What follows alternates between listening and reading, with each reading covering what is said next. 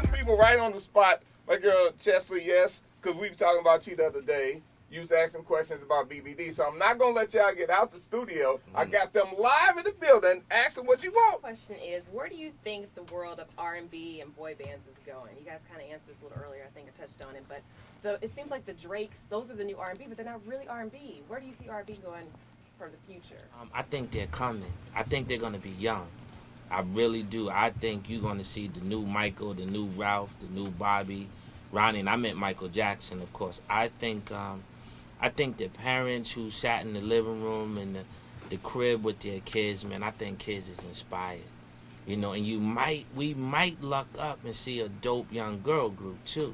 Because it ain't like the young girls is not looking at the little kids that were in the movie. All of their stocks have risen. They're what's the followers and Caleb's and all of that. Those are high, you know, all of those kids and Dante. So hopefully, when this does happen, what would be a goal of ours is that we do a tour, bro, a la like the Budweiser Superfest back in the day. Wow. Where we could work with our peers, but we could leave some spots open for a sound stage that the kids can have their own show before our show starts. So if you're a parent and you're coming to the show, you can actually bring your kid, because once you go inside with us, there's not a bad lyric or something nasty that you got to cover their eyes. So it's a thing where you don't got to get a sitter. Everyone just get in the car and roll, and it's affordable. That's the most important part. That's hot. 95.5 R&B and old school for the loot. It is the BBD takeover. BBD still live in the studio. I do got a question for you, Mr. Bivens. And I was talking about it last week. Whatever happened to MC Brains? He was really running with my man Todd Russo. I'm not sure if they still stay in touch, but when I moved into Biv 10, ABC, Boyz II Men, and they moved into their own thing with Motown. So I haven't been around them in a long time. Okay, but they was originally signed to your production company, right? Yeah, for the latter part. But I was transitioning kind of from one thing to the other, so I didn't really participate too much because I was moving into Biv 10. Yeah, okay. so, you know, but Little Roro is kind of like a little nephew to me. We talk all the time and stay in touch, and Kevin Wells, their manager. And then, of course, Boyz II Men, like Rick said, they're on our new album. Yeah, so, you know, I haven't been around them that much in the present, but, hey, those was the good days, you know. Right. I was 20 years old trying to find my way back then. All right, so you seeing what got done to y'all in the business, did you set them up right in the business? Oh, Boyz II Men had the best accountant. I don't know if you noticed, but they were with a guy named Bob Wolf. Bob Wolf was the biggest sports agent in the world. He had Joe Montana and Larry Bird at the same time, and his office was in Boston, and he had a lieutenant in there called John Dukakis, whose father ran for to be the mayor, Mike Dukakis. So okay. I always thought if I ever made it to the league, I was going to ask Bob to represent me. Those was my dreams. And we were friends. Right. So when they got together, the first place I took them to was the Bob's office so that they can have the best representation. Because you got to think the 49ers and the Celtics in the 80s was on fire. Yeah, big time. So they had the best person in terms of sports who was dealing with money and iconic stars. That's why they've never had a financial problem. Right. You've never heard those guys talk about mismanagement of money or not receiving their money because they were with the best. And we wish we could have had somebody that cared like that for us, because part of our movie is the mismanagement and not knowing. But I did that because I didn't want to get sued. Okay, that's safe to say. I didn't want to put my hand in their pot, and I just said this on another station, then I passed it to Rick. What I realize is when you meet people in the beginning, everyone's so humble, they're so grateful, their parents is making all these meals, and everyone loves you, and you're taking pictures all the way till you get in the cab back to the airport. But as soon as they sell records, it seems like there's other people that get in their ear, and it just destroys great relationships. Right. So my thing is, what's the biggest misconception of a relationship? Money. Mm-hmm. So when they were at Motown, I say it all the time, a white guy named Harry Anger, he was the CFO. I said, listen, I'm 21 and I've been here. do not ever send me their money. I don't want to never sign their checks. I don't want to be responsible for their paper. So when you guys collect the royalties, you send it to their accountant, John Dukakis. You send my check to Gelfand Rendon and Filming. That way they don't ever have to sue me because their other 50% never was in their hands and their 50% was never in my hands. No doubt. And that was that. All right. So what would you tell an artist in this day and age about putting out music from a business standpoint? The fame part of it, the popularity part of it is so attractive Right. to a lot of people. And I think that people are just kind of, obsessed with just being famous as opposed to just doing good business and making money and setting up a legacy. Mm-hmm. So I think that you have to have a balance between what you want to do. Do you want to really make most of the pot, or do you want to just seem like you're making most of the pot, and go with a big and you're just really famous, but they're making all the money.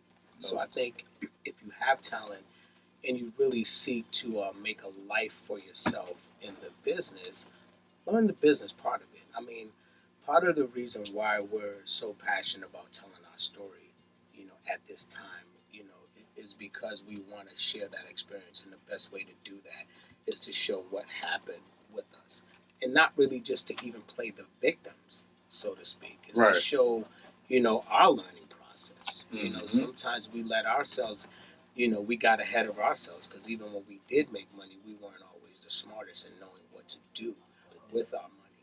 So it was important for us to show that and kind of hopes people would learn, from our experience and on, not just how to get in the business, but to how to do good business. Rick, hey, I salute you for opening up on that story. I was like, wow, because people ain't opening up like that, man. Yeah, man. And I think that what someone told me, when I was struggling, to get help, asking for help was the hardest thing for me to do, because I was trying to save face and look good. Right. And someone said, "Look, bro, you can't save your face and your ass at the same time." That's real. That's real. And someone did it for me. Someone showed me how to do it. So not just for just the glitz and the glamour of telling the story, was to just show people that, look, I'm a human being.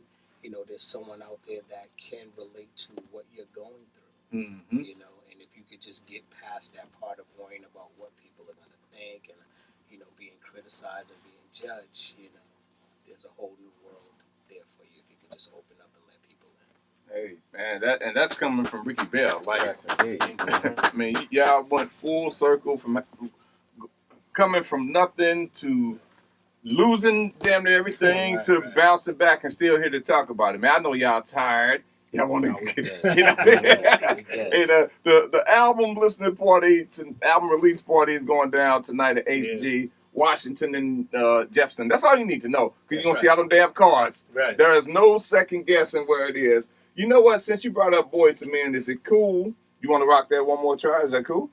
What? No, hey, you know what? What y'all want to hear? Man, it's the takeover. I'm just here. Honestly, I want to hear my favorite song. Talk to me. I love them all, but vocally on this song, it's one of my favorites. It's a song called "Don't Go," produced by Battle Cat, written by a young writer out of Boston named Cyrus DeShield. The melodies are popping, the rhymes are dope.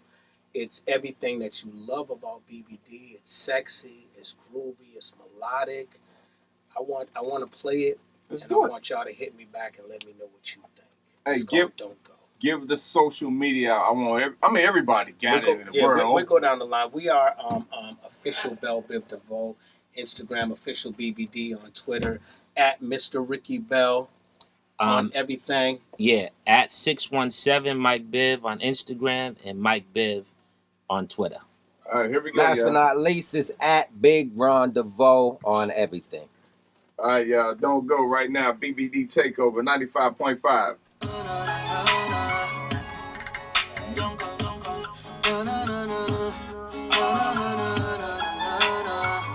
Hold up, you want a solution, but trying to prove me wrong.